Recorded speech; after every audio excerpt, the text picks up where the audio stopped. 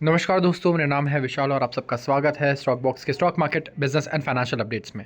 अगर आपको पसंद है कि 10 से 12 मिनट में आपको पता चल जाए दुनिया भर में होने वाले सारे इंपॉर्टेंट इवेंट्स और कैसे वो आपके पैसों पर इम्पैक्ट डालते हैं, मतलब कि आपके इन्वेस्टमेंट्स को गिरा रहे हैं, बढ़ा रहे हैं, आपकी सैलरी या बिजनेस इनकम की ग्रोथ को बढ़ा रहे हैं, घटा रहे हैं, या फिर नई अपॉर्चुनिटीज़ लेकर आ रहे हैं आपके लिए इन्वेस्टमेंट की, तो इस चैनल को आप अभी सब्सक्राइब कर लीजिए, वीडियो को भी लाइक कर लीजिए, क्योंकि रोज़ ऐसी वीडियो हम लोग अपलोड करते हैं हमारे चैनल पर।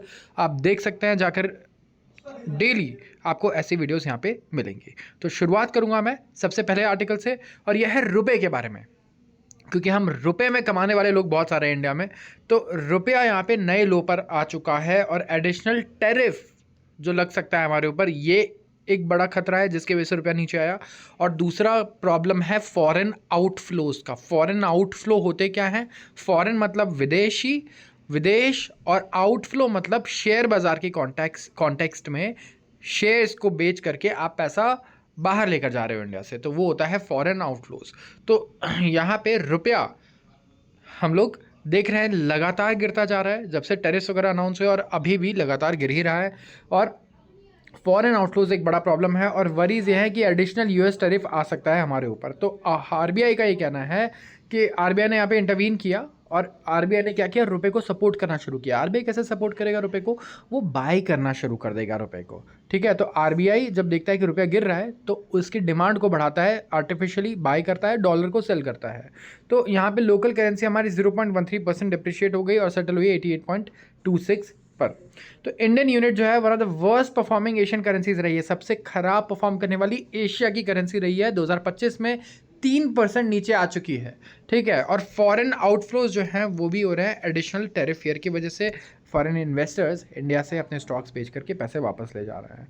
तो नेशनलाइज बैंक्स अगर आप देखेंगे ऑन डॉलर सेलिंग साइड थे, इसीलिए हमने कुछ रिवर्सल देखा लास्ट आवर में। और आफ्टर ऑलरेडी 50% जो टैरिफ लग चुका है इंडियन गुड्स पर, जो highest among other trading nation, सिर्फ ब्राज़ील है एक जो 50% का टैरिफ फेस करता है इंडिया के अलावा। तो मार्केट स्पेकुलेशन ये सजेस्ट कर रहा है कि यूएस कंसिडर कर रहा है कि इंडिया के आईटी सर्विसेज पर और आउटसोर्सिंग कंपनीज पर भी निशाना लगाया जाए और इनको भी टैरिफ के अंदर लाया जाए। हालांकि ये बिल्कुल अनकन्फर्म्ड है, इस पर आप बिल्कुल भी बिलीव मत कीजिएगा, मैं आपको बता रहा हूँ। एंड ये सिर्फ रूमर्स हैं, अभी तक ऐसा कोई भी स्टेटमेंट उनकी तरफ से नहीं आया, ना ही ऐसा कोई रूमर भी आया है। मैं कहूँगा सिर्फ 1 या 2 लोग हैं जिन्होंने ऐसा लिखा है। तो इस चीज़ को आप बिल्कुल इग्नोर कीजिए। बट येस, इंडियन रुपया लगातार कमज़ोर हो रहा है, और टैरिफ का जो डर है कहीं ना कहीं वही सता रहा है फॉरेन इन्वेस्टर्स को कि इंडिया और यूएस के रिलेशन जब अच्छे होंगे, जब टैरिफ्स कम होंगे, तब उनके लिए इंडिया ज़्यादा शायद सेफ होगा फॉर इन्वेस्टमेंट्स। तो लेट्स सी यहाँ पे क्या रहता है। बट आपको क्या देखना है, जैसा कि हमने डिसाइड किया था 2 दिन पहले ही, कि उन कंपनीज़ पर नज़र रखनी है जिनका खर्चा होता है किस पे? फॉरेन एक्सचेंज की वजह से, एक्सचेंज सॉरी डॉलर्स पे। तो अब जैसे आपको बताया मैंने, एयरलाइन खर्चा सबसे ज़्यादा डॉलर में करती हैं, ठीक है, कमाया रुपए में रही है। उसके अलावा बहुत सारी कंपनी जो इंपोर्ट करती है बाहर से सामान और इंडिया में बेचती हैं चीज़ें, तो उनका बढ़ रहा है खर्चा। इन्फ्लेशन पे भी असर पड़ सकता है, क्योंकि बहुत सारे हम लोग एग्रीकल्चर चीज़ें भी ऑर्डर करते हैं बाहर से ही इंपोर्ट करते हैं। जैसे इंडिया पाम ऑयल काफ़ी इंपोर्ट करता है। खाने का अगर आप कुकिंग ऑयल देखो तो इंडिया सबसे बड़ा इंपोर्टर है पूरे दुनिया का, और अराउंड 55% ऑयल हम लोग इंपोर्ट करते हैं, कुकिंग ऑयल भी, और क्रूड ऑयल तो हम लोग इंपोर्ट करते ही करते हैं। तो सबका बिल हमारे लिए बढ़ेगा अगर रुपया लगातार डिप्रिशिएट होता रहा डॉलर के अगेंस्ट। तो 3% रुपया गिरा है, इसका मतलब कि 3% इंडिया के लिए सारी चीज़ें महंगी हो गई हैं पहले से, अगर वो आज खरीदना चाहता है, क्योंकि उसे डॉलर में ही खरीदना होगा कुछ भी।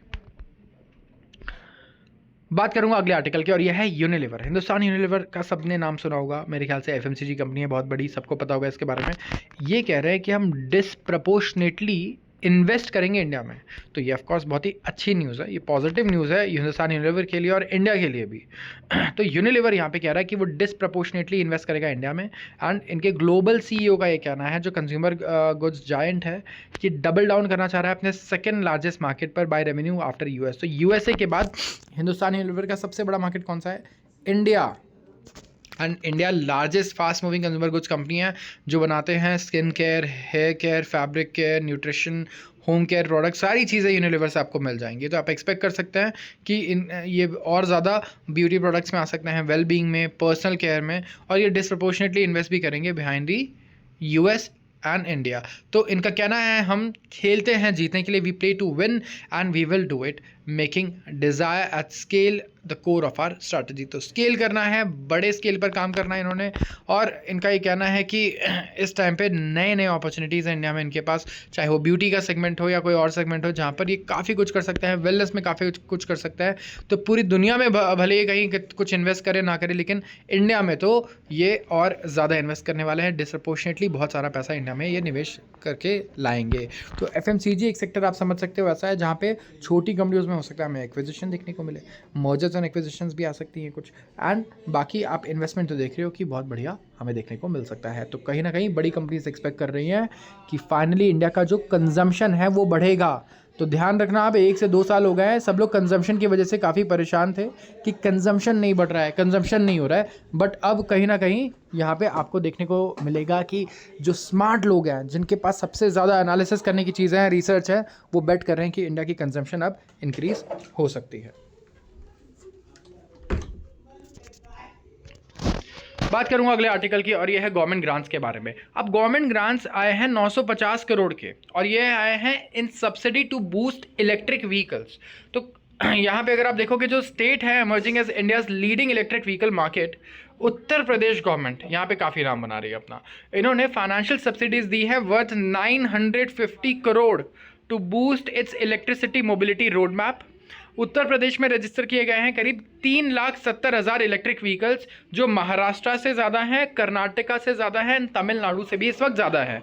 तो काफ़ी पुश रहने वाला है यहाँ पे कंपनीज का, कहाँ पर, इलेक्ट्रिक व्हीकल्स पर, स्पेसिफिकली उत्तर प्रदेश जैसे एरिया में जहाँ पे काफ़ी हाई कन्वर्जन हमें देखने को भी मिल रहा है, हाई ग्रोथ रेट देखने को मिल रही है। तो इलेक्ट्रिक मोबिलिटी को और आगे बढ़ाने के लिए टैक्स और फी एग्जेम्पशंस लेकर आए हैं। उत्तर प्रदेश गवर्नमेंट 950 करोड़ प्रोवाइड कर चुकी है ईवी कंज्यूमर्स को, एंड यहाँ पे ये चाहते हैं कि ऐसे और इंसेंटिव्स लेकर आए 2-3 व्हीलर्स पर, कार्स पर, कि ईवी एडॉप्शन को बढ़ाएं और वेहिकुलर एमिशंस को अलाइन करें फेडरल क्लाइमेट गोल्स के साथ। तो made in UP e buses की भी बात चल रही है, यहाँ पे ई बसेस लाई जाएंगी। तो जितने स्टेट ट्रांसपोर्ट बसेस हैं उसे कहीं ना कहीं खत्म करके, डिस्पोज करके, अब जो नई बसेस आएंगी वो आने वाली हैं कौन सी, जो इलेक्ट्रिक मोबिलिटी होंगी वो, या हाइब्रिड होंगी। आगे इंडिया वैसे हाइड्रोजन के ऊपर भी काफ़ी वर्क कर रहा है, बट येस अभी भी वो कॉस्ट इफेक्टिव नहीं है। तो यूपी डेवलप कर रहा है 23 वर्ल्ड क्लास बस टर्मिनल्स, जहां पे पब्लिक प्राइवेट पार्टनरशिप होगी, और 54 टर्मिनल्स प्लान किए गए हैं सेकेंड फेज में, जिसका कंस्ट्रक्शन 50 का कंस्ट्रक्शन ऑलरेडी यहाँ पे चल रहा है। तो यूपी ट्रांसपोर्ट डिपार्टमेंट ने रिपोर्ट किया 3.79 million new vehicle registrations with 1.1 million जो है यहाँ पे फर्स्ट क्वार्टर में ही ऐड हो चुका है। तो एज एन इन्वेस्टर हमें किस बारे में सोचना है, हमें ये देखना है कि स्टेट गवर्नमेंट इतना पैसा खर्च करने को तैयार है, तो कंपनीज के पास कस्टमर्स की कमी नहीं है। अगर आप इन्वेस्टमेंट कर रहे हो इस टाइम पे, आपके लेट्स से ऐसी कंपनी में काम कर रहे हो आप जो ईवी इंफ्रास्ट्रक्चर पे काम करती है, let's say charging station setup करना, राइट, चार्जिंग स्टेशंस बनाना, ये सारी चीज़ें करना, या फिर मैं कहूँगा जो ऑटो पार्ट्स बेच रही हैं, इन कंपनीज़ को, जो इलेक्ट्रिक व्हीकल कंपनीज़ हैं, जैसे जो बसेस बनाती हैं, या फिर जो मैं कहूँगा 3 व्हीलर्स बना रही हैं, 2 व्हीलर्स बना रही हैं, इन सबको इलेक्ट्रिक पार्ट्स या फिर इलेक्ट्रिक मोटर्स हो गए, ये सारी चीज़ें जो कंपनीज बेच रही हैं, उनको भी आप ज़रूर एक बार एनालाइज करें ध्यान से, क्योंकि ऐसे में वो सबसे ज़्यादा पैसा कमा करके जाते हैं। ये कंपनीज थोड़ा एक दूसरे से कम्पीट करने के चक्कर में इतना पैसा नहीं कमा पाती, प्रॉफिट मार्जिन थोड़ा इरोड हो जाता है। तो गवर्नमेंट अगर इतना पुश कर रही है इस चीज़ को, तो प्राइवेट कंपनीज़ के लिए मेरे हिसाब से कस्टमर्स की कमी तो बिल्कुल भी नहीं है। अगले आर्टिकल की बात करूंगा, यह है यूएस जॉब ग्रोथ के बारे में। अब मैं यूएस जॉब ग्रोथ क्यों डिस्कस कर रहा हूं इस वीडियो में, इंडिया की बात करते हैं, और मैंने कहा था जो हमारे फाइनेंशियल्स को इम्पैक्ट करे, हमारे पैसों को इम्पैक्ट करे, सिर्फ उसकी बात करनी है, जैसे सैलरी, इन्वेस्टमेंट, ग्रोथ, ये बहुत इम्पैक्ट कर सकता है हमें। किस लिए? क्योंकि किसी भी देश में अगर जॉब, अनएम्प्लॉयमेंट, इसका डेटा अगर इधर उधर हो जाए, तो कहीं ना कहीं लोग तुरंत से क्रिटिसाइज़ करते हैं, अपोजिशन को मौका मिलता है, और जो भी गवर्नमेंट है वो बैकफुट पर आती है। और यूएस में जो जॉब ग्रोथ है वो वीक होती हुई नज़र आई है शार्पली अगस्त में। यूएस का जो जॉब ग्रोथ है वो वीक हुआ शार्पली इन अगस्त, जहाँ पे अनएम्प्लॉयमेंट रेट बढ़ा है टू 4.3%, और कंफर्म किया है लेबर मार्केट कंडीशंस ने कि ये सॉफ्ट हो रही हैं, एंड यहाँ पे इंटरेस्ट रेट कट एक्सपेक्ट किया जा सकता है फेडरल रिजर्व द्वारा इस महीने।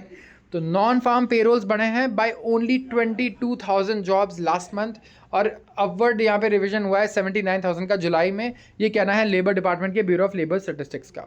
तो यहाँ पे प्रेशर फेडरल रिजर्व पे काफ़ी डाला जाएगा यूएस के कि आप रेट कट करो ताकि इकोनॉमी में बूस्ट आए, और यहाँ पे एम्प्लॉयमेंट का जो डेटा है वो भी थोड़ा इम्प्रूव होकर आए, क्योंकि यहाँ पे इन्फ्लेशन की तो कोई चिंता नहीं है। फेडरल रिजर्व को बस ये यकीन होना चाहिए कि इन्फ्लेशन जो है ये बढ़कर नहीं आएगा, भले ही टैरिफ लग रहे हो, क्योंकि अगर ये ऐसा हो गया तो तब कहीं ना कहीं इन्हें काफ़ी प्रॉब्लम हो सकती है।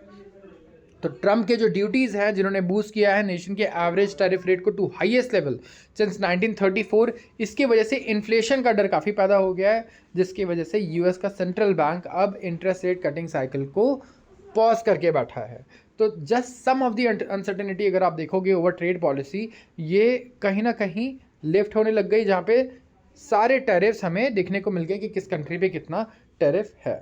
तो यूएस अपील्स कोर्ट ने रूल किया है लास्ट फ्राइडे की बहुत सारी जो ड्यूटीज़ हैं वो इलीगल हैं, एंड इसकी वजह से क्या हुआ है, जितने भी बिजनेसेस हैं वो बड़े कन्फ्यूजन में है इस टाइम पे, और ये डिसअपॉइंटिंग जॉब नंबर है। एंड इनका कहना है कि I pretty much expect it's going to revise up, ये कहना है वाइट हाउस से जो स्टेटमेंट आया है। बट हमें देखना होगा कि डोनाल्ड ट्रंप कैसे प्ले करते हैं इसे, क्योंकि वो पूरी तरीके से ब्लेम डाल देंगे इसका किस पर, फेडरल रिजर्व पर, सेंट्रल बैंक पर, कि भाई ये रेट कट से कर ही नहीं रहे हैं। अगर ये रेट कट करेंगे तब तो जॉब्स क्रिएट होंगी, तब तो इकोनॉमी में ग्रोथ आएगी, ये इंटरेस्ट रेट अभी भी बढ़ा करके बैठे हैं। तो ये एक बहुत बड़ा रीज़न है जिसकी वजह से आप देखोगे कि यूएस में अभी थोड़ा हमें देखने को मिल सकता है स्टेटमेंट्स, थोड़ी लड़ाई देखने को मिल सकती है अगर रेट कट नहीं आता है तो आज के लिए बस इतना ही। अगर ये रेट कट नहीं आता है, डोनाल्ड ट्रंप इनको भी क्रिटिसाइज़ करते हैं, तब भी हमें लगता है डोनाल्ड ट्रंप बैकफुट पे होंगे।